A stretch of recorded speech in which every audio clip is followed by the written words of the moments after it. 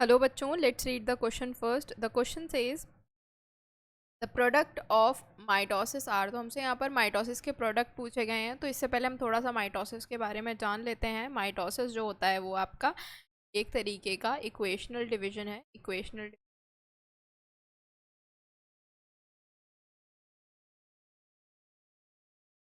इसमें क्या होता है बच्चों, जो पेरेंट सेल होता है या मदर सेल होता है, हम यहाँ पर पेरेंट सेल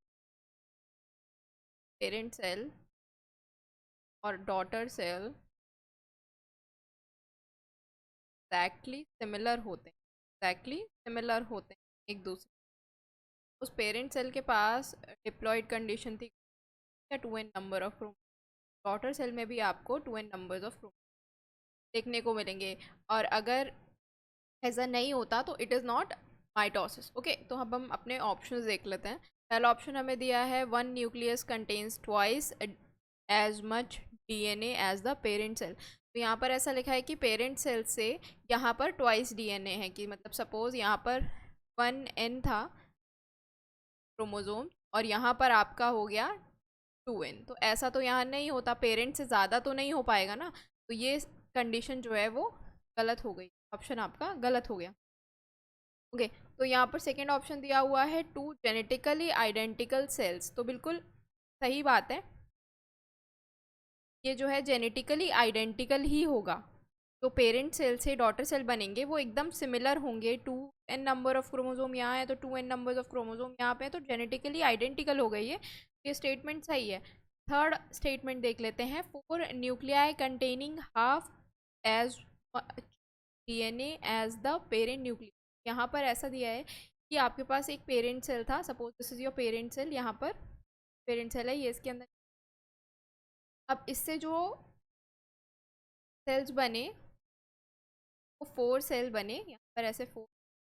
और इन सब में हाफ डीएनए है। यहाँ पर सपोज 2n था तो इन सब में n n n n। तो इस पेरेंट न्यूक्लियस में 2n डीएनए था और यहाँ पर ये n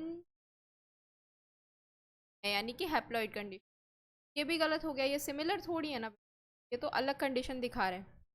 अगर इस तरीके से ये कंडीशन हम बेसिकली मियोसिस में देखते हैं।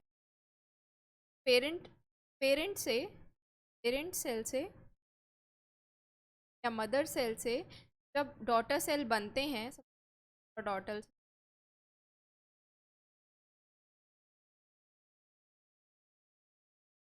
तो क्रोमोसोम नंबर होते हैं वो हाफ हो जाते हैं, हाफ हो गए इस तरीके से। ये कुछ इस तरीके का आपको मियोसिस में देखने को मिलता है। तो ये जो है स्टेटमेंट वो गलत हो गया। अगर फोर्थ की बात करें, टू जेनेटिक डिफरेंट न्यूक्लियाई, तो बच्चों ये भी गलत हो जाएगा। जब हम माइटोसिस की बात कर रहे हैं तो जेनेटिकली आइडेंटिकल होगा, हर न्यूक्लियाई में भी सेम कंटेंट होगा जो पेरेंट में था डीएनए। तो यहाँ पर ये स्टेटमेंट भी इसीलिए गलत हो गया क्योंकि यहाँ पे लिखा है डिफरेंट न्यूक्लियाई। डिफरेंट कैसे हो जाएगा, हमें माइटोसिस में सिमिलर ही मिलना है, पेरेंट्स की तरह डॉटर सेल देखने को मिलेगा। तो ये स्टेटमेंट भी गलत हो गया बच्चों। करेक्ट ऑप्शन है बच्चों हमारा इस स्टेटमेंट के लिए ऑप्शन नंबर बी। होप आप लोगों को ये सोल्यूशन समझ आया होगा बच्चों। Thank you, all the best.